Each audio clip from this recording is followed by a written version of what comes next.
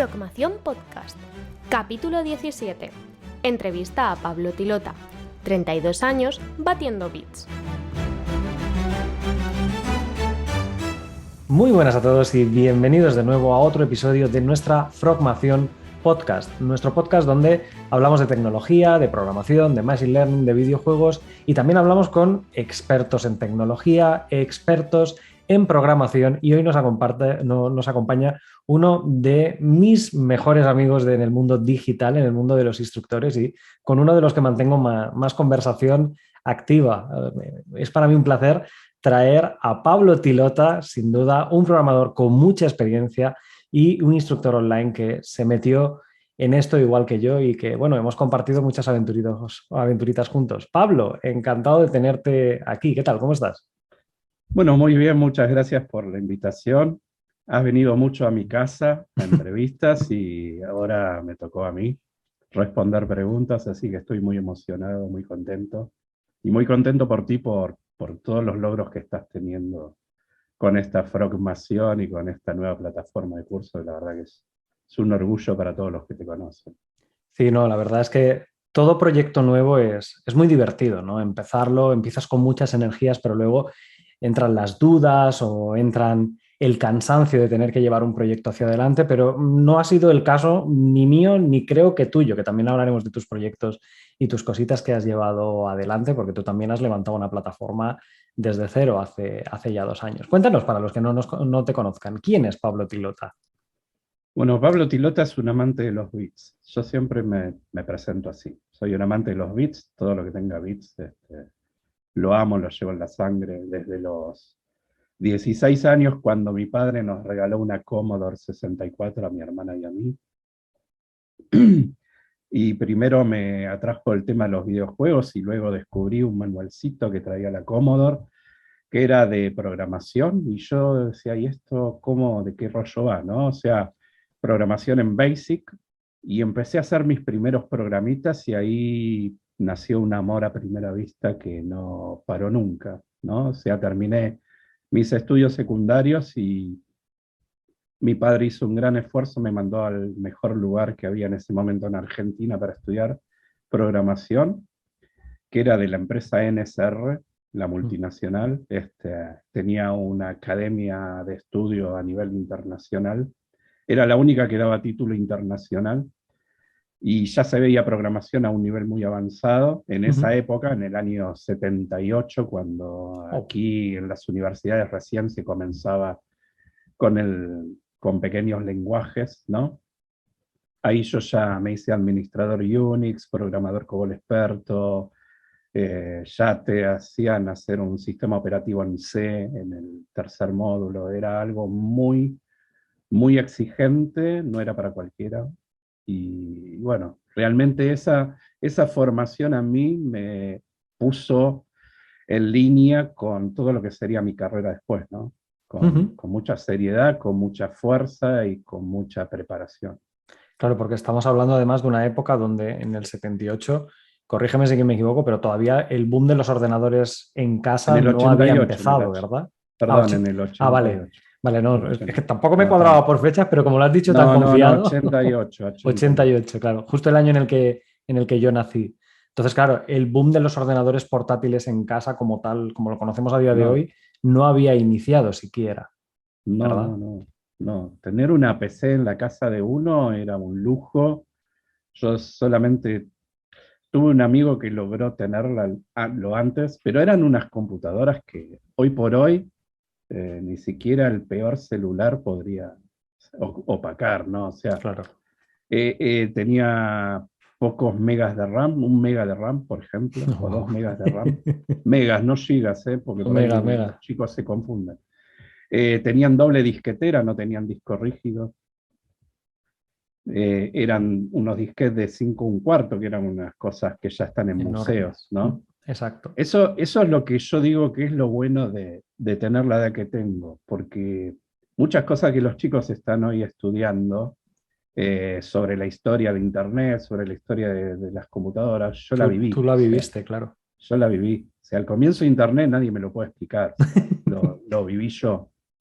lo que era navegar en tu casa. Al principio no existía la palabra ADSL, que Claro. era todo por unos aparatos que iban por la línea telefónica, de unos modems, y Claro. donde uno cuando quería conectarse a internet se discaba un número en el modem y se escuchaba el ruidito como si fuera un fax, y uno ahí recién establecía la comunicación. Claro, no existía el internet 2.0 ni 3.0 ni nada, no existía JavaScript, no existía nada, era todo HTML puro, casi sin imágenes, con videos no existía obviamente.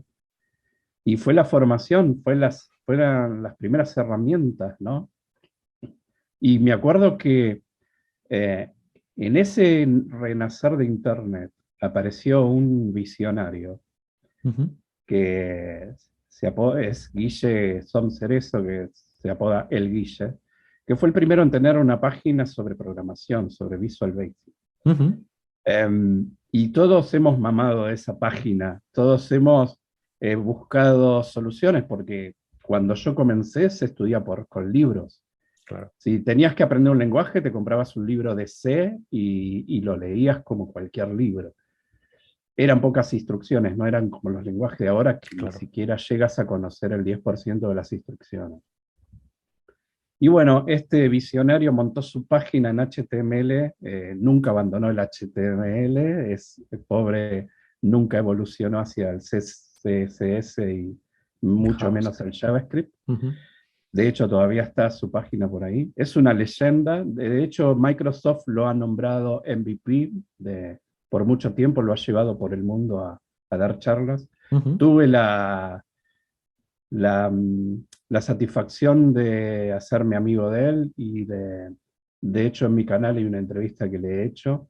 Ajá. Este, y bueno, son las satisfacciones que te da una carrera tan larga como la mía. Yo también he tenido canales sobre programación cuando no existía YouTube y era todo muy a pulmón y era subir los videos a servidores y que la gente los pueda descargar y ver. Era un camino enorme que, bueno, me permite estar hoy donde estoy, Claro. ¿no? Y cuéntanos un poquito, porque claro, tú arrancaste con unas tecnologías que yo las llamo ya las tecnologías del Pleistoceno, porque yo, claro, ni las he vivido ni las he tocado y todo lo que he podido aprender y luego más adelante enseñar son evoluciones muy a lo bestia de lo que tú conoces o de lo que tú empezaste. De hecho, en el año que has comentado, en el 88, no existía el concepto de cadena de bloques, por ejemplo, o no existía, la inteligencia artificial solo hacía sumas y productos, no podía hacer nada más elaborado porque lo que tú has comentado, no había memoria suficiente ni había disco donde guardar tanta información para luego ser procesada. Entonces, desde que tú empiezas tu recorrido, te formas y luego más adelante acabas enseñando, ¿qué tecnología crees que es con la que te quedarías? Porque sé que enseñas bastantes tecnologías, bastantes lenguajes de programación y demás. ¿Cuál dirías, oye, pues yo me quedaría con este y por este motivo? ¿Con cuál te quedarías? Bueno, obviamente no puedo meter mano a ningún lenguaje y tecnología vieja porque ya hoy son obsoletos. O sea, yo soy programador COBOL de toda la vida. Podría estar trabajando en un banco a no ser que me he dedicado a Exacto. una rama de COBOL que fue la rama comercial, no fue la rama bancaria, que es el RM COBOL. Ajá. Eh, Lamentablemente no me dediqué al COBOL de IBM, que es el que terminó en los bancos. Em, y yendo al presente y a qué tecnología me cautivó, bueno, quienes me conocen y conocen mis cursos saben que soy instructor del lenguaje Go, Ujú. el lenguaje creado por Google. Exacto. Hasta ahora nada me ha cautivado más que Go. Inclusive soy muy reacio a ponderar como ponderan al JavaScript. O Ujú. sea con su versión backend, con Node, que también lo aprendí, gracias a nuestro amigo Fernando. Este, y yo a JavaScript lo justifico, sí, en la parte front. Me parece que no hay ninguna herramienta que lo supere. De hecho, todos sus frameworks que han salido, como React como Vue, todos son muy buenos, Angular. Pero como yo soy un desarrollador backend, soy horrible diseñando, soy horrible, no, para mí el tema de, si me pones ahora a hacer una página web, te hago un desastre, Claro. porque no me va, lo mío no son los diseños y las formas. Soy más de la retaguardia, más de estar del backend, la conexión con la base de datos y el procesamiento y los algoritmos. Y Go me ha cautivado, inclusive no solo a nivel aprendizaje y enseñanza. Yo quiero aclarar que aprendí Go para enseñarlo.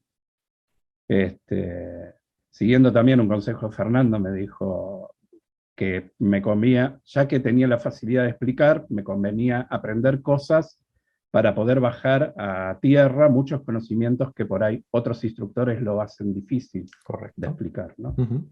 Y bueno, ese fue mi camino, aprendí Go y me cautivó porque el rendimiento que tiene ese lenguaje, la facilidad que tiene ese lenguaje, y cuando digo facilidad no me refiero a que sea un lenguaje simplista como es Python, o sea, me Ujú. refiero a que a las cosas muy complejas las resuelve de manera óptima. O sea, el Claro. manejo de memoria, el manejo de paralelismo, Ujú. el manejo de el tema de lo asincrónico, cómo maneja Go todo eso. Inclusive, laboralmente estoy usando Go, Ujú. estamos basados puramente en Amazon Web Services, tenemos todo cloud, y hemos desarrollado muchas lambdas. Bueno, yo he desarrollado lambdas en Python y en Go, y cuando uno va a ver luego cuánto ha utilizado de memoria, y Go por ahí para hacer cosas con conexión a base de datos, procesamiento, usó 41 megas de RAM. Claro. O sea, Súper y además óptimo.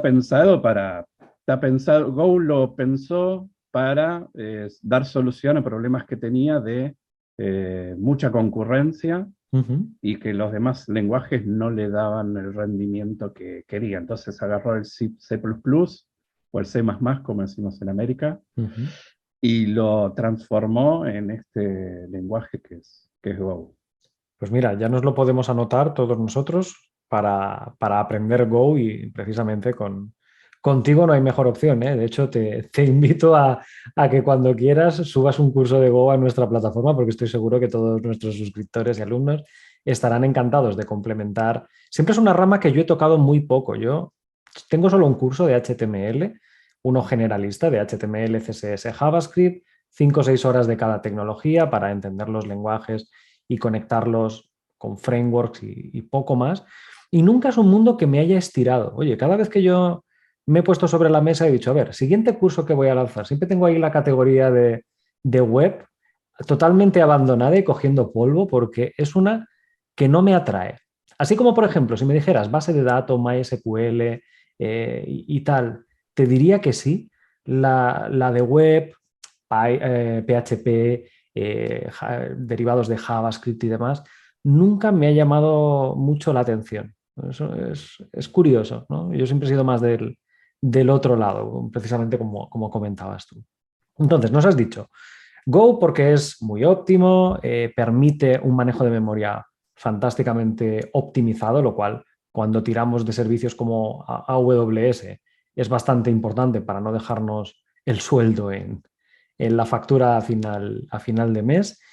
Y lo Ujú. has comentado sobre todo como lenguaje de backend, sobre todo, ¿no? Para poder hacer toda la lógica que dirige un proyecto desde detrás, ¿no?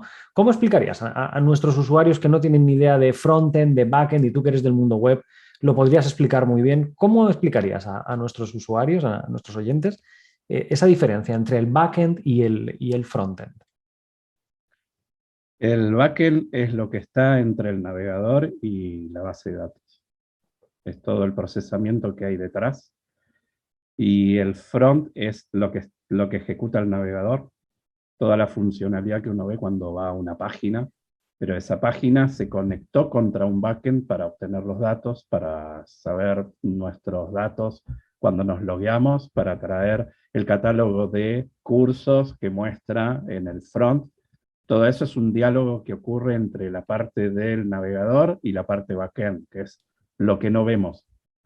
Exacto, Se ha separado obviamente también por motivos de seguridad, porque totalmente. si todo el procesamiento estuviera en el front, cualquier hacker podría tener acceso a la base de datos y demás. Entonces, todo eso ha ido evolucionando. Hoy por hoy el modelo y el patrón más productivo es el de crear APIs, y uno va creando una API con la que el front va a ir consumiendo y apuntando distintos endpoints para obtener la información, y ahí se genera todo este intercambio de credenciales. Quizás el modelo más conocido es el del JSON Web Token, donde en base a esos payloads que ya tienen toda la información y los tokens, permite identificar al backend de que, bueno, el que está dialogando conmigo es quien yo quiero que dialogue, y no alguien que está de manera externa tratando de hackear los datos. Y por supuesto, en la última capa están los datos, que no tienen por qué estar en el mismo servidor o en la misma infraestructura del backend, puede estar de manera remota. El mundo cloud nos ha abierto estas puertas de lo que se llama serverless, donde nos permite subir desarrollo sin tener que preocuparnos por el fierro que hay debajo, si hay un servidor de tal tipo, tal memoria, tal procesador. Y también podemos tener de manera remota un servicio de base de datos, puede ser el servicio de RDS de Amazon, o puede ser algo de GCP, de Google, o puede ser en Azure, Microsoft, o el servidor o el servicio de base de datos que nosotros creamos. O puede ser una famosa NoSQL, hay muchas, no solo Correcto. Mongo. Que yo te diría que acá voy a generar mucha controversia, pero Mongo me parece muy mal pensada, muy mal diagramada. Es un lenguaje muy difícil. La curva de aprendizaje de Mongo es terrible. Ajá. Y en la práctica no hemos visto buenos resultados. Hay bases que la superan totalmente. ¿Y por qué crees entonces que está tan extendido MongoDB como ese abanderado de las bases de datos no SQL?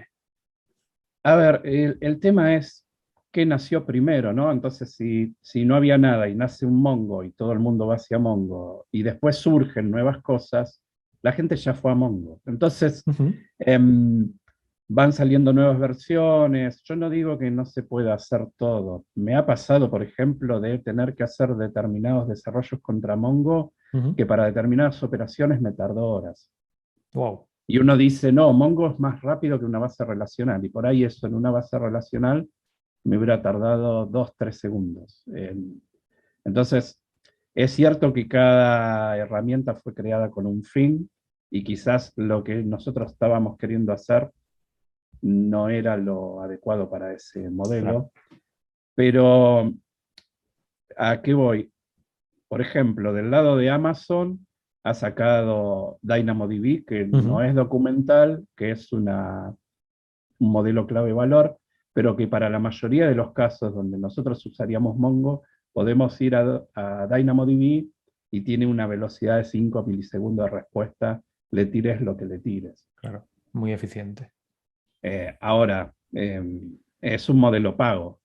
Evidentemente, entonces, todo lo que hace Amazon. No, es pago, no tiene la facilidad de montar un servidor en un EC2 o en donde sea y colocar un servidor de Mongo y manejarlo de manera gratuita, solamente pagando ese servidor. Pero yo lo que veo en las nuevas generaciones es que no hay una abstracción con la herramienta. Y esto lo veo muy peligroso, y lo veo desde año 2000 para acá. Me caso con una herramienta y soy fanático de esa herramienta y no tengo el criterio para poder separarme y decir, bueno, para esto sí me sirve, pero para esto otro me sirve aquella herramienta. Claro. Es como que se formó una especie de fanatismo, ¿no? No, Go no porque soy Node.js. Pero bueno, o sea, anda a tratar de hacer lo que quiere hacer Google con Node.js. Ponerlo en sus servidores y tratar de manejar, no sé, 200.000 usuarios concurrentes haciendo una búsqueda de algo, o millones de usuarios. Entonces, Cada herramienta tiene su... Es como abrir la caja de herramientas y querer hacer todo con el martillo. Claro. No, si es un tornillo que tengo que atornillar, tiene que ser un destornillador. O si tengo que cortar una madera, tiene que ser una Un sierra serrucho, sí. o un serrucho. Pero veo que los chicos se fanatizan mucho. He tenido discusiones acaloradas con chicos que querían llevar MongoDB a un sistema administrativo, que es lo más loco que se te puede ocurrir, porque Ujú. un sistema administrativo tiene que tener una fuerte relación, manejo de transacciones, seguridad referencial, se hacen muchos joins entre datos, cosa que en Mongo es una tortura. Unir dos tablas, dos colecciones de Mongo, está la instrucción, pero vayan a ver el rendimiento, es una tortura. Claro. Entonces eso es lo que yo les aconsejaría a quienes están viendo esto. Entiendan que las herramientas se crean y que tienen un fin, no se fanaticen, porque yo he visto mucha gente fanática de tecnologías que hoy ya no existen más. Claro.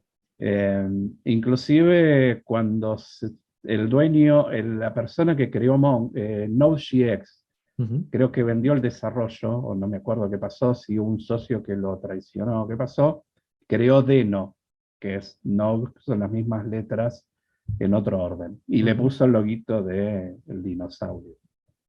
Ya estaban todos desesperados tratando de agarrar cursos para aprender Deno. Y hoy por hoy Deno no sé si ha evolucionado. Yo no veo cursos de Deno por No, ningún lado. yo de hecho tampoco. No. Entonces, a veces salen cosas y por años salen muchos nuevos estándares, muchos nuevos lenguajes, y son pocos los que luego prevalecen. Es que en el mundo de la tecnología yo creo que es como en la moda, ¿no? Este año se lleva el rojo, el año siguiente se lleva el verde y así sucesivamente. Y parece que el buen programador es el que está a la moda del último grito en tecnología, cuando el último grito a lo mejor es eso, ¿no? Es una moda pasajera que igual el año que viene ni se mantiene o se ha vendido o se ha desmantelado o ya no da soporte, ¿no? En ese caso, ¿no? Un tema muy Pero interesante. el buen programador es aquel que logra transformar un problema en una solución, no el que sabe perfecto Node.js. Sí, Acá se confunde el lenguaje de programación con la programación en sí. Creen que yo soy programador porque aprendí Node.js. No, vas a ser un buen programador cuando en tu cabeza entre un problema y salga una solución. correcto. Y a veces quizás ni siquiera es con un lenguaje de programación. A veces para resolver ese problema, con cambiar una herramienta por otra, con cambiar una persona del lugar por otra, eso es lo que nos enseñaban cuando hacíamos la carrera de análisis de sistemas, ¿no? A veces Ujú. no siempre un programa de computadora es la solución a todo. Uno tiene que tener esa agilidad de, hay un problema y tengo que pensar la solución. Si luego la solución es realizar un programa de computadora, bueno, tendremos que encontrar el lenguaje adecuado para resolverlo. Ahora, si todo lo queremos hacer con Node.js, si todo lo queremos hacer con Python, estamos quizás equivocándonos. Totalmente. Y si no hemos adquirido esa facilidad de tener el razonamiento lógico. Yo tengo un curso básico de programación, donde no vemos ni un solo lenguaje, donde enseño cómo pensar como un programador, donde Ujú. enseño la relación entre las estructuras de programación y la vida diaria. Todos estos do while, los for, las variables, todo eso ocurre en nuestro cerebro antes de que en un lenguaje. Hago mientras ocurra una condición, camino hasta la puerta, es un bucle. Camino hasta que llegué a la puerta y constantemente estoy preguntando, ¿he llegado a la puerta? Si no he llegado, hay una rutina que me permite seguir caminando. Ujú. Cuando la condición se cumplió, me fui del bucle y tengo que realizar otra operación. Los que desarrollaron los lenguajes se basaron en la mente humana, eso es lo primero que tenemos que entender. Totalmente. Entonces el razonamiento tiene que estar primero en nuestra mente. Y de Tengo hecho, que resolver este problema. ¿Cuál es la mejor herramienta? Abro la caja y busco la mejor herramienta. Pero si me tiro de cabeza a querer hacer todo con el mismo lenguaje, Python es maravilloso para todo el manejo de datos. Yo tengo varios ETLs hechos en un momento en la empresa no conseguíamos data engineers y tuve que aprenderme Python en un fin de semana. Ujú. Y bueno, cuando uno es programador de toda la vida, aprender un nuevo lenguaje Es lo de eh, menos. es lo de menos. Y he hecho muchos ETLs para transformar información y llevarlas por ahí de Amazon a GCP. Y, y me pareció una pegada. Python es definitivamente para lo que es el análisis, el manejo de datos y demás. Ahora, si yo después quiero hacer, usar Python como un backend y procesar las peticiones de 1 millón de personas concurrentes en un sitio web, y no es la mejor herramienta. Correcto. Quizás lo logra, pero no es la mejor herramienta.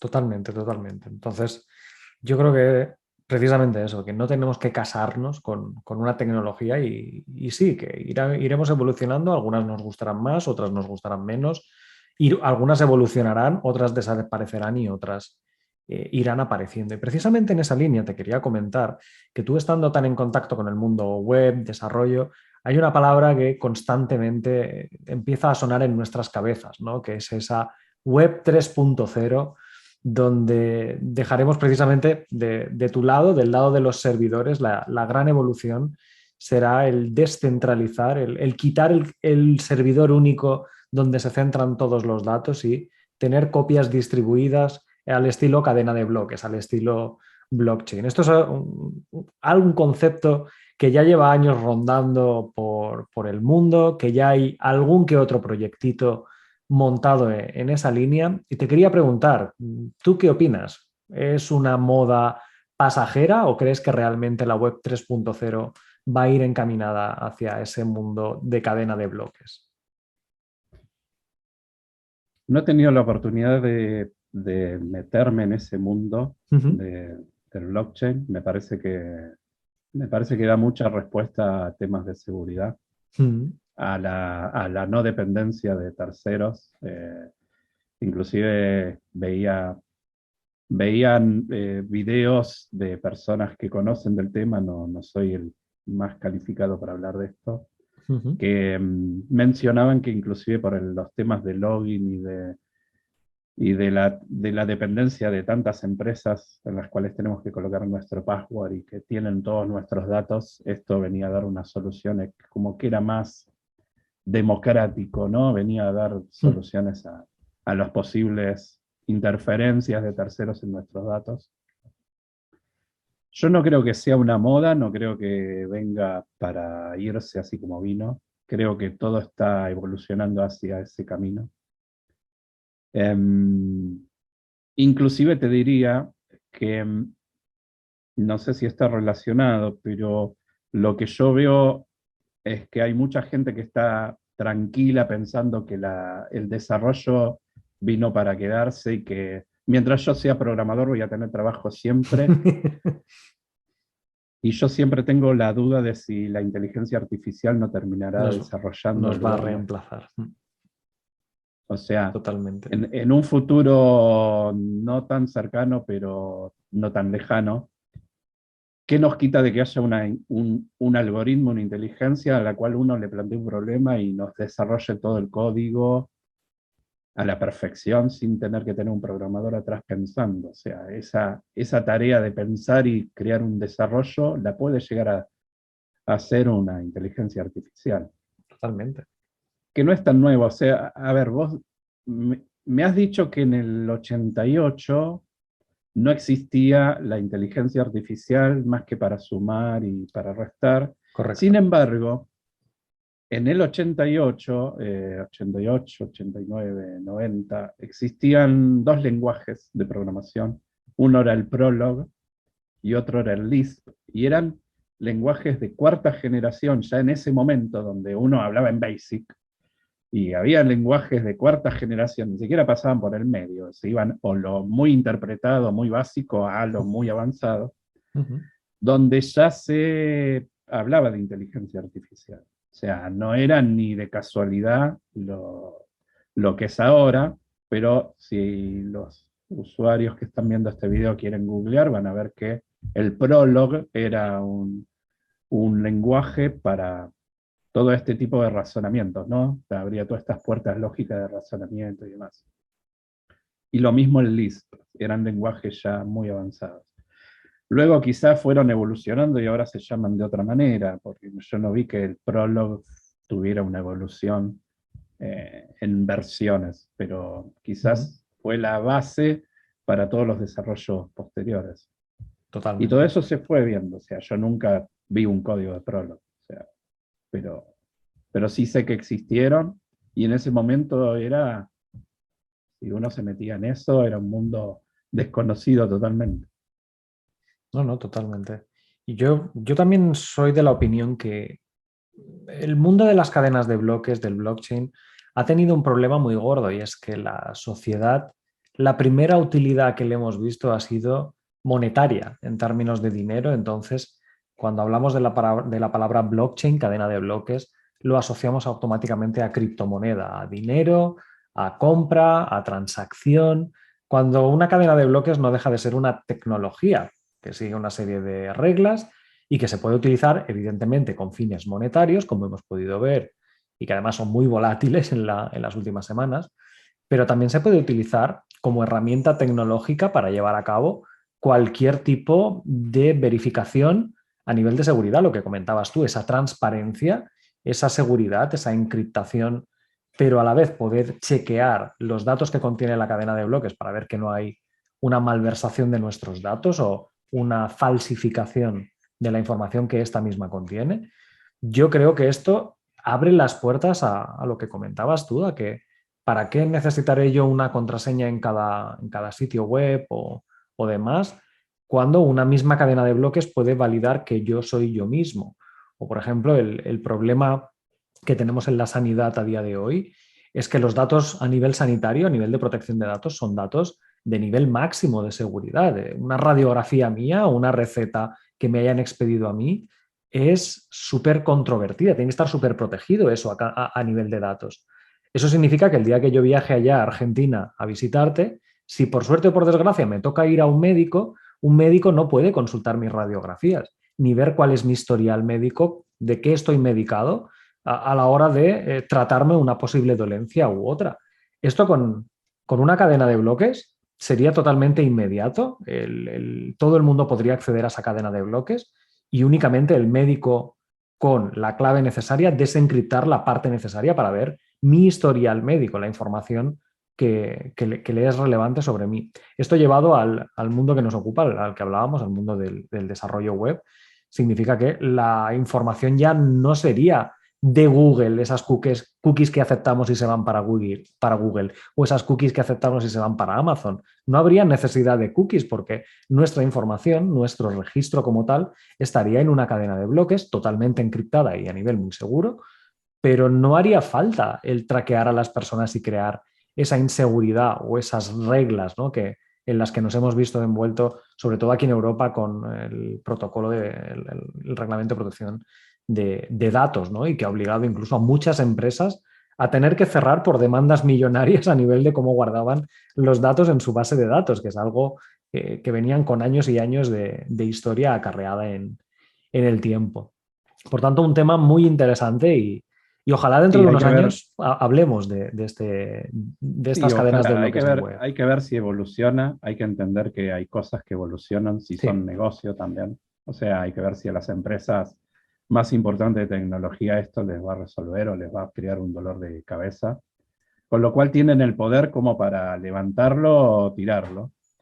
Eh, no vivimos en un mundo tan bucólico y tan ideal como para pensar que porque es bueno para la gente va a no, trascender, porque si no tendríamos energía libre, correcto. con todo el desarrollo que ha hecho Tesla, o sea, no tendríamos tanta dependencia del petróleo, sería todo autos eléctricos, o sea, algo que todavía va lento y tendríamos que estar plagados de un montón de soluciones y un montón de beneficios que se han pisado porque no le convenía a ciertos intereses personales y poderosos, Totalmente, ¿no? totalmente. Entonces hay que ver si esto del blockchain a esos poderosos les da alguna solución. Y ahí vamos a ver si evoluciona o no. Si, esto no es como un open source, como, qué sé yo, un Linux, que Luego sabemos que los Linux fueron todos vendidos y cada empresa tiene su Linux. Su distribución, sí. Entonces, en un mundo romántico podemos imaginar que esto va a trascender y que va a evolucionar. La realidad por ahí es otra. O sea, ojalá que... Sabemos que Internet es una herramienta democratizadora a nivel mundial. No han podido bajarlo y es donde uno encuentra, ¿no? El video, la evidencia, el escrache a los políticos que roban, que ellos darían su vida por bajar una palanca y que desaparezca Internet. Totalmente. Pero no pueden porque es mundial, porque es ir contra 7.000 millones de personas. Exacto. Entonces, ojalá que esto evolucione, yo creo que sí, vamos a la evolución. A veces la evolución es buena, a veces la evolución no es muy buena, ¿no? O sea, sin ir a lo que son las películas de Terminator, o sea, a veces la inteligencia está siendo usada para bien y otras veces te desarrollan un arma inteligente que mata más selectivamente a un montón de gente. Correcto. Entonces hay que ver en qué manos cae y quién lo maneja, ¿no? Pero ojalá que el blockchain triunfe y ojalá que mi predicción de que no vamos a programar más. Bueno, yo no me voy a dar cuenta, pero Bueno, quizás los al chicos ritmo que nos vamos no lo arrancan. sé, ¿eh? De hecho, parafraseando otra película, tú lo has dicho muy bien, que al final todo es por el maldito dinero, ¿no? Como decía John McClane en La jungla de cristal, que creo que al otro lado del charco le llamaron Duro de matar, si no me equivoco, ¿verdad? Sí, sí, sí. Duro de matar. Entonces, siempre es por el dinero y aunque solo sea que las primeras implicaciones del mundo blockchain han sido en la economía y que probablemente si todavía no tenemos energías renovables, placas solares en cada tejado de todo lugar del mundo y que algunas tecnologías tardarán en ser un estándar, probablemente sea por dinero que alguien deja de ganar o que se pierde por ahí, por el camino. Entonces, como ves, siempre tocamos temas anexos al mundo de la programación que Está todo realmente relacionado, está ni todo está mal. relacionado. Sí, totalmente, totalmente. ¿Y qué opinas precisamente de lo que comentabas, ¿no? De si llegáramos al momento en el que un ordenador programara por nosotros o nosotros ya no hiciéramos falta como programadores, sino que fueran unas inteligencias artificiales las que gobernaran un determinado aspecto tecnológico u otro, un desarrollo, un lanzamiento. ¿Qué opinas acerca de cuál debería ser la política de decisión de estos algoritmos? ¿Deberían, en caso de que la líen, ser ellos los responsables? ¿Debería existir esa ética de los ordenadores o esa ética de los algoritmos donde si algo han hecho mal o por culpa de esos algoritmos autogenerados por una IA, algo sale mal, ¿deberían ser los culpables, los propios algoritmos? ¿O sobre quién crees que recaería la culpa en si algo sale mal? Porque cuando todo Bueno, va bien nadie se queja. El problema es cuando algo va mal. no, bueno, pero los algoritmos van a ser desplegados por alguna compañía, o sea, que va a ser la propietaria del algoritmo, o sea, o de la inteligencia artificial que está desplegada, así como Facebook tiene su inteligencia artificial, la cual tuvo que apagar porque se complicaba. Este, si la inteligencia artificial de Google no. Te doy un ejemplo, el día de mañana colocan en los automóviles un módulo de inteligencia artificial de Google y nos hace chocar y tener un accidente, va a ser culpa de Google. No hay una persona que sea la inteligencia artificial, va a ser problema de la compañía. Bueno, así como ha pasado con Tesla, de que no me acuerdo si fue Tesla o Google mismo, que tenían el auto que se manejaba solo y chocó, Sí, y nadie pensó en el algoritmo, pensó en la compañía. claro. Bueno, la compañía es la culpable. O sea, Sí, de lo que todos pasa. modos, me parece que estamos un poquito lejos. A ver, hay desarrollos que intentaron ir por este camino, por ejemplo, no me sale el nombre. Hay un desarrollo muy famoso que uno visualmente arma lo que quiere y te lo convierte en un lenguaje de programación, es Ujú, comercial, lo tienen muchas empresas, muchas empresas. ujú. Ya me voy a acordar el nombre, porque es muy Sí, famoso. es como un sistema de blueprints, ¿no? De plantillitas, de flechitas. Sí, sí, tal cual. Uno le dice los datos, arma más o menos el diseño de los datos que quiere y eso después se transforma en el lenguaje que vos quieres. Ajá. Lo querés tener en Visual Basic, en .NET, lo querés tener en C Sharp, te lo transforman en el lenguaje que vos quieras. Ujú. Ya me voy a acordar. Y no es nuevo, viene de hace bastante. Eh, entonces, fue una herramienta que se le da a las empresas para que no tengan un departamento de software. O sea, vos acá modelá lo que vos quieras, te hace el programa, lo corres en tus servidores y podés trabajar tranquilo. Y bueno, vamos evolucionando, vamos viendo cómo la inteligencia artificial, los algoritmos. Yo creo que nos estamos yendo hacia un modelo de una fuerte especialización en datos. Hoy nos pasa, yo trabajo como líder de un equipo de DBAs y de Data Engineers en una compañía. ¿Sabes lo que nos cuesta encontrar Data Engineers o DBAs? Porque todas las empresas salieron a buscar este tipo de perfiles orientado a datos y está costando muchísimo. Todo lo que es análisis, todo lo que es machine learning, los data scientists, todo lo que tiene que ver con mejorar nuestro negocio basado en qué, en datos, que es un poco lo que tú enseñas en los cursos, ¿no? Exacto.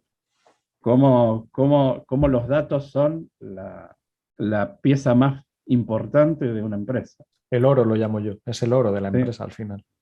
Entonces, si me preguntas qué tendría que hacer los profesionales en este mundo donde vemos que nos encaramos hacia que un algoritmo resuelva la programación y bueno, todo orientarnos hacia el manejo de datos, a ser fuertemente conscientes de los datos.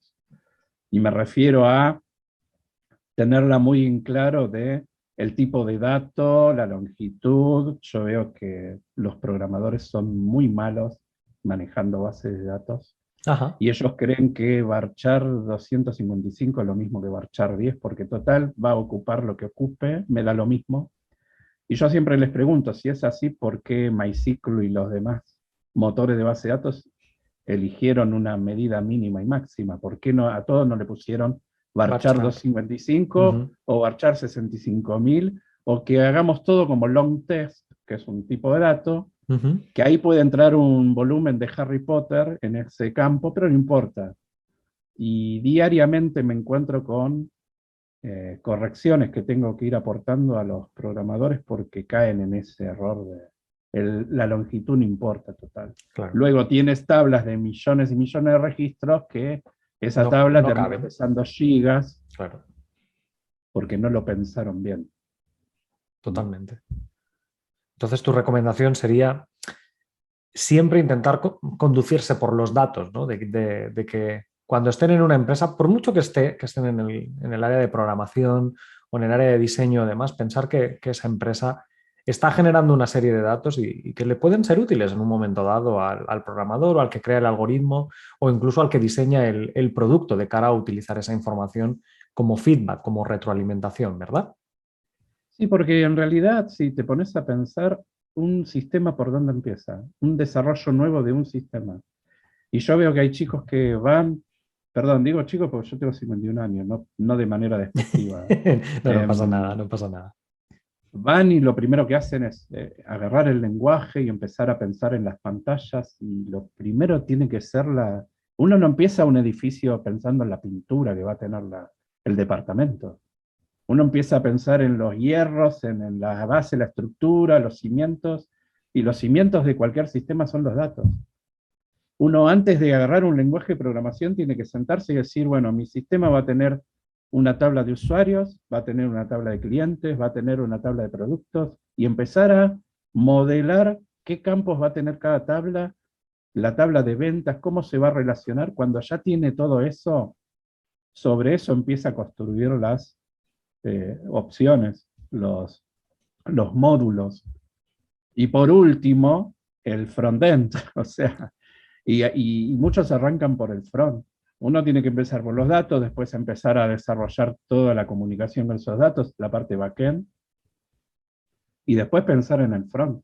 Y si estamos en un equipo multidisciplinario, trabajando con metodologías ágiles, va a haber una parte de front, una parte de back, y mientras el back va haciendo eso, el front va a ir creando lo que tenga que crear, pero nunca antes de los datos. Claro. Hasta que no están los datos, ¿qué sé qué es lo que voy a mostrar por pantalla? Yo, de hecho, hago exactamente lo mismo, tanto en los cursos de análisis de datos, Business Intelligence, Data Science, como cuando es un proyecto mío personal y demás. Siempre lo primero es saber de qué datos dispongo o qué datos necesito para funcionar, porque si no, la gente sí que es verdad que le atrae mucho, ¿no? En la programación, voy a hacer mis pantallitas con mis botones, o esto va a ir aquí, o esto va a ir allá, pero luego igual te encuentras, ¿no? Que tienes botones inútiles o que hay opciones que no habías contemplado o que has sacado los tanques cuando las pistolitas de agua eran más que suficientes, como suelo decir yo, ¿no? Entonces, sí que es muy importante saber de qué datos se disponen y es esa filosofía, ¿no? Data driven, manejándose o enfocándose en los datos para canalizar o conducir el resto del negocio, de la empresa o del producto.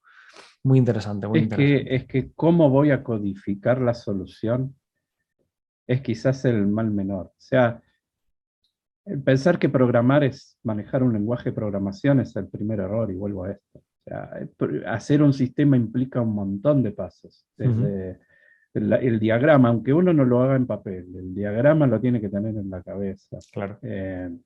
Hay un montón de cosas que uno las tiene que tener resueltas antes de ir a codificar. Cuando yo estudiaba nos enseñaban que primero venía el diseño, después venía el diagrama, después venía el pasar ese diagrama, que lo teníamos en puede ser un diagrama estructurado o no estructurado. Una vez que uno veía los globitos con todas las partes del sistema, lo que sería un UML, Un ¿no? UML, en el mundo, todos los casos de uso, todo diagramado, eso se empieza después a desgranar y a codificar.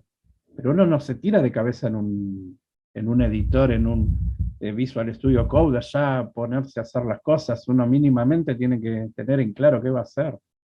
Y esa es la parte que está faltando, y están desesperados por el lenguaje, y el lenguaje es lo de menos, es lo que va a traducir tu solución. Y si tu solución es una porquería porque no la pensaste, vas a tener un sistema hecho en el mejor lenguaje de programación, pero va a ser una porquería. Va a tener fallas porque no metiste validaciones, porque creen que el usuario es un usuario perfecto que va a ingresar exactamente lo que tú quieres. Y yo me acuerdo cuando estudiaba que nos hacían hacer desarrollos, el instructor nos zapateaba arriba al teclado para ver si teníamos bien las validaciones. Y por ahí estaba pidiendo un nombre, no estaba pidiendo cualquier cosa. O pedía una edad, no se podía colocar un nombre. Teníamos que validar que sea un dato numérico, que cumpla un rango, todo ese tipo de cosas. Y a veces ves sistemas sin validaciones, sin un correcto manejo de errores, sin estar documentados correctamente, con variables que no son mnemotécnicas, que no, aquel que mira el desarrollo no entiende qué está haciendo, o con rutinas que tienen 500 instrucciones en vez de haber separado eso por distintos módulos, clases, orientado a objetos. O sea, hay un montón, hay una estructura mental que hay que tener para hacer un buen sistema que lleva años de mucha práctica, de mucho chocarme, de mucho haber fallado, que yo digo, bueno, un programador se hace con los años, un buen programador, a ver, uno que agarra y aprende Python en 2 días, no lo considero un programador tampoco. Lo considero alguien que conoció algunas instrucciones de Python, nada más. Por eso este curso gratuito que tengo en mi plataforma, que es Aprende a pensar como un programador, se llama Programación Básica, donde, bueno, empecemos a reconocer en nosotros mismos esas estructuras y en base a eso a manejar la lógica desde otro punto de vista. Es lo que me ha enseñado a mí y es lo que me ha permitido haber hecho miles y miles de desarrollos en 32 años de carrera que tengo. Genial, pues lo dejaremos en la descripción, tanto en el canal de YouTube como en el podcast, para que lo puedan buscar, se puedan apuntar. Además, has dicho que es totalmente gratis, por tanto, todos nuestros oyentes que se quieran apuntar, el curso de Pablo os ayudará precisamente a empezar, ¿no? A pensar como un programador, en lugar de empezar a picar código, que es un poco la falacia, ¿no? De que para programar lo que necesitas es escribir buen código y cuanto más rápido mejor, ¿no? Muy interesante. Sí, muy obvio, interesante. obvio. Bueno, háblanos un poquito, que no hemos hablado de tu plataforma, de Aitu. Cuéntanos un poquito, ¿cómo nace esa idea? ¿Cómo la gestas? ¿Cómo la lanzas? Cuéntanos un poquito. A ver, el culpable de Aitu es Mariano Rivas, eh, nuestro amigo en común, este genio de la enseñanza online que tiene estos cursos sobre De programación de videojuegos, sí. videojuegos y demás. Eh, yo de haber conocido a Mariano, siempre quise conocerlo porque yo veía las publicidades de Udemy, donde aparecía él, me parecía fabuloso, luego había comprado cursos de él y me parecieron fabulosos. Y le hice, bueno, luego tocó que nos juntamos todos en ese canal de Facebook de Máster del Desarrollo, Uh-huh. y bueno, trazamos una linda amistad con él, y al punto que, bueno, un día lo entrevisto para mi canal. Uh-huh. Con él íbamos a sacar un curso juntos, lo estábamos desarrollando, iba a ser un Super Mario Bros. Hecho en Unity. Uh-huh. Ya había avanzado muchísimo. Él iba a hacer toda la parte inicial de enseñar a hacer los personajes y al manejo básico de Unity. Y tuvimos la mala suerte de entrevistarlo y que me diera esta idea, ¿no? O sea, está la entrevista en mi canal y él me contó de Master Devs, que es su plataforma de cursos, muy buena, donde él paralelamente a Udemy tiene su plataforma, así como la tienes tú, como la tengo yo. Y ahí en la entrevista él me cuenta que él había probado muchos sistemas, que le había gustado Teachable, y yo ahí me interesé, ¿no?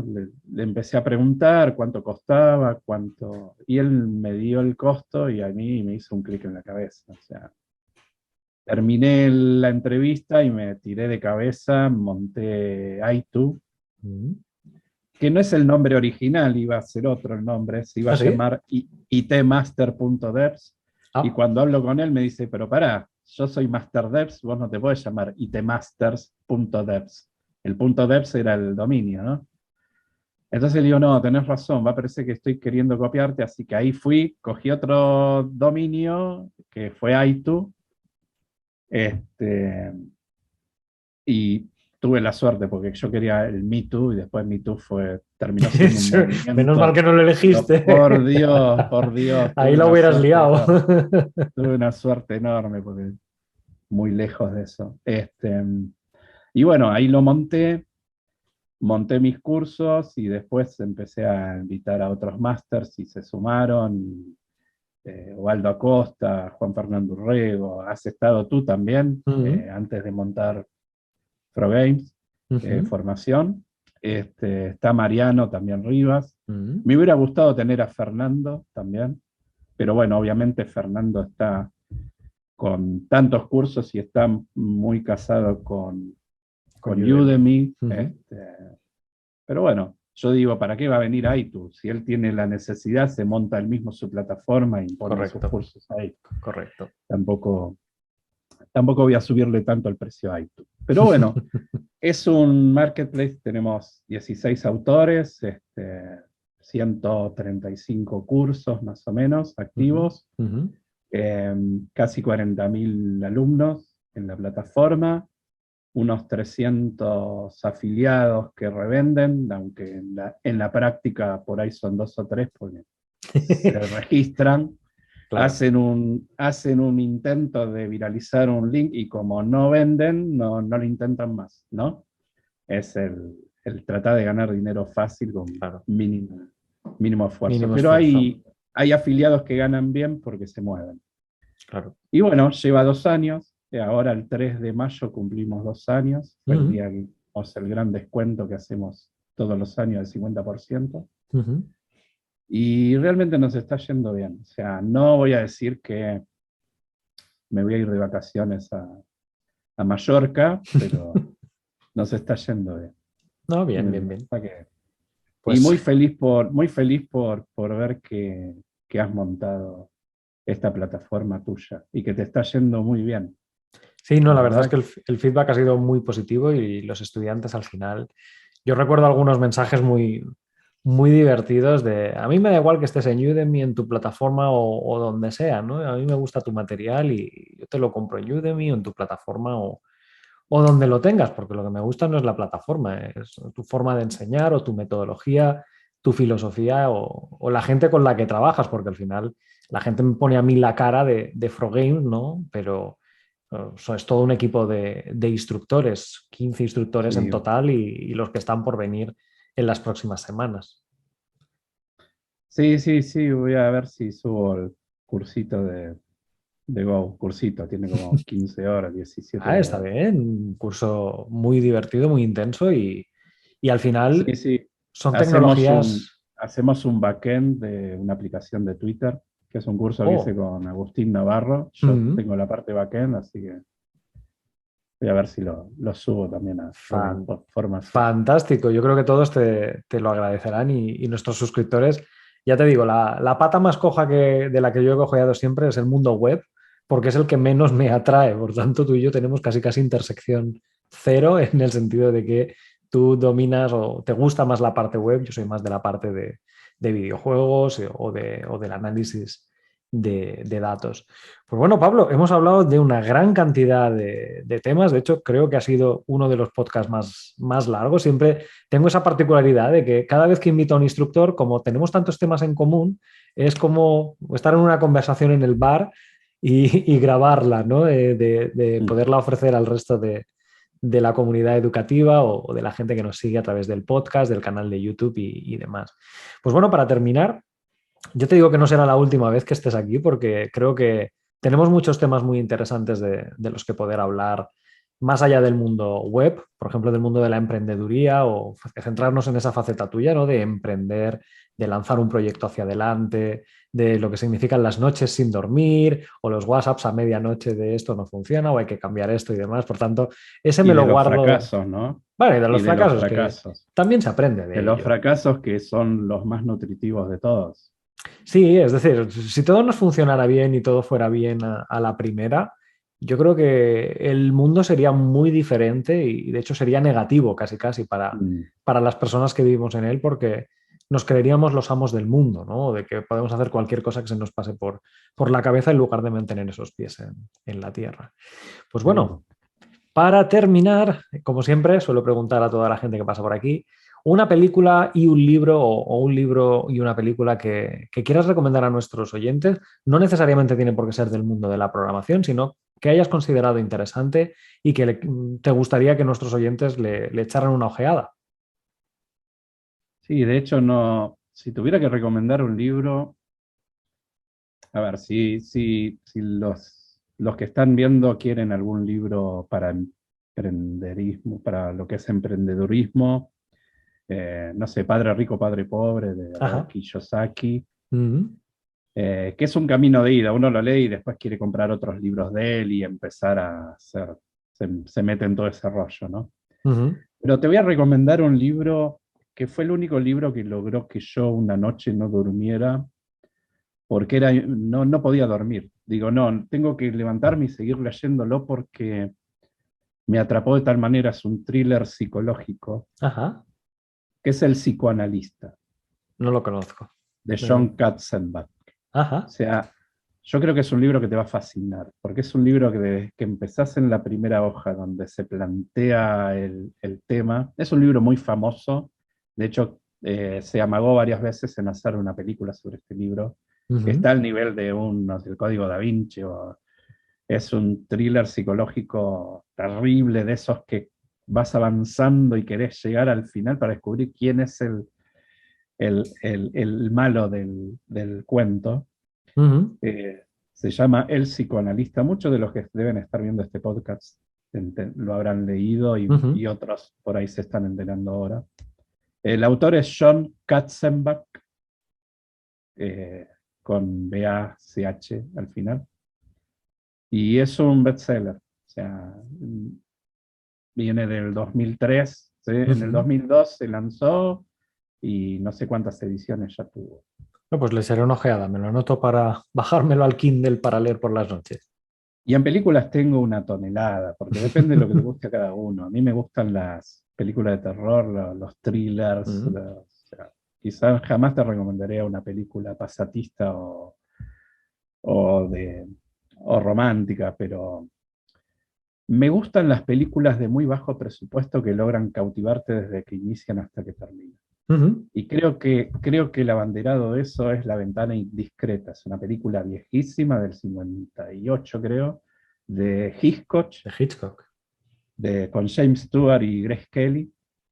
Es una película que transcurre en un apartamento y a través de una ventana ven un crimen o sospechan de un crimen y todo transcurre en ese lugar, por eso digo que es de bajo presupuesto. De hecho, es una película que, si no me equivoco, llevó $1 millón de presupuesto, algo que en una película de hoy sería imposible, que comen los actores, por ejemplo. Y es una película cautivante desde que empieza hasta que termina también. Me gusta eso, me gusta lo que te logra cautivar de comienzo. Me gustan determinados modelos de película, la que arranca por la mitad y luego te tira para atrás y vas Ujú. avanzando. Son técnicas, distintas técnicas, ¿no? Sí, sí, el in media res, empezar en medio de la acción. Sí, sí. Yo creo que Hollywood apela a distintas fórmulas y las va aplicando en cada película. Y después, bueno, tenemos las películas de, no sé, pasatistas de Marvel. Hace poco mis hijos me recomendaron la de Doctor Strange, que No la he visto todavía. me llevé el chasco de que el actor es muy conocido de los 90. Este, ay Dios, cómo ando con la memoria. A ver que te Y lo la busco. veo y me gusta por el tema de los efectos y más que mirar la trama y meterme con la trama, me cautivan los efectos, cómo hacen con computadoras determinadas cosas. Lo veo como tecnológico, ¿no? Ya. Cómo hacen determinadas animaciones y la verdad que me cautivó bastante. No, no, yo te digo, no la he visto todavía, que es el Benedict Cumberbatch, es el protagonista, ¿no? Sí. No he No, tenido no, ocasión pero de verla. está bien, pero el actor es, no sé si lo tenés el Google ahí, Sí, pero tengo Benedict Elizabeth Olsen, Chiwetel, Benedict Wong, Chucky, Michael Sturbach, Rachel Adams, esos es los que me salen aquí de protagonistas. He puesto Doctor Strange, ¿no? Sí. A mí me hace gracia por el tema, ¿no? De que parece que han preparado el tema precisamente para el 2022, el multiverso, cuando ahora está tan de moda este tema con el tema del metaverso y de ser alguien diferente en un mundo en realidad virtual. Es como si hubiéramos agotado todo lo que hay posible ya en la Tierra, ya no nos queda nada más por experimentar y buscamos realidades paralelas, ¿no? Esos metaversos o esos multiversos cuando realmente hay muchas cosas en la Tierra que todavía no se comprenden o no se sabe cómo son o qué podría pasar más allá de las mismas, ¿no? Por tanto, me parece muy divertido el que las películas ya estén pensando precisamente en esos multiversos o en esas diferentes realidades a la par que están naciendo estos conceptos de metaverso en la vida sí, real. sí, se está cambiando el paradigma de lo que es la vida como la conocíamos, inclusive en las noticias mismas. Hay muy pocos programas periodísticos donde se toman el trabajo de buscar la noticia. Hoy por hoy hay muchos noticieros, por decirlo de alguna manera, que lo que hacen es reproducir lo que pasa en las redes y te cuentan lo que pasa en las redes. Sin Eh, comprobar la yo- fuente. no, no, no, todo el noticiero es, y pasó tal cosa en tal lugar y te muestran el video y todo es extraído de las redes. O sea, Un las mundo redes peligroso.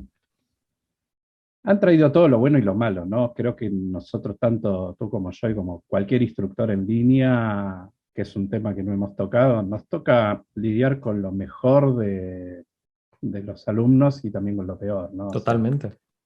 y a ti te ha pasado esto de crear la nueva plataforma y te ha permitido filtrar, ¿no? Porque hubo Sí. mucho renegadito ahí que porque había pagado $10 un curso de 100 horas, pensó que tenías que ir a su casa a enseñarle particularmente, por lo menos. Totalmente, totalmente. Y es algo que yo ahora me he dado cuenta con la nueva plataforma, que al final, si, de hecho lo hablamos en un capítulo previo en tu canal de YouTube, Ujú. que si yo tengo que ir a renegar 1 euro o $1 a una persona que no quiere pagar por un curso, ese no es un cliente que yo espero tener en Frogames Formación, que al final, si es alguien que encuentra caro un curso de 100 horas, de 500 vídeos y demás en una plataforma, cuando probablemente cuando va a cenar con su esposa o sus hijos se gasta 2 o 3 veces el valor de ese curso, pues oye, no es un cliente que sea mi objetivo o mi target concreto de Frogames. Sí, lo quieren todo, lo quieren gratis, lo quieren rápido y lo quieren personalizado. Siempre. Pero es siempre. un poco la generación que ha venido, ¿no? Es una generación nueva. Sí, a ver, bueno. es desventajas y ventajas de la globalización, ¿no? Podemos llegar a todo el mundo, tú puedes enseñar a españoles, yo puedo enseñar a latinos, pero claro, esa globalización también viene con exigencias, ¿no? Con demandas a nivel de personalización o a nivel de cómo quieren las cosas. Pero bueno, también, esto es un tema que podemos cubrir en otro capítulo porque también sí, daría para... Nos estamos yendo... Sí. Además, yo hablaría horas. El tema es que, bueno, dejemos cosas para otro momento. Sí, totalmente. Además, bueno, tú eres argentino y viene en la sangre, ¿no? De el que te guste hablar mucho, comunicar también es muy importante y yo creo que es una de las razones por las cuales yo creo que instructores argentinos conozco más que españoles, de verdad, a nivel mundial. Yo creo que va un poco en esa naturaleza, ¿no? De expresar, de querer comunicar, de que te gusta al final, hacer lo que te gusta, ¿no? De que no eres introvertido, sino todo lo contrario, ¿no? De que te gusta acercar la realidad o tu visión por lo menos al mundo.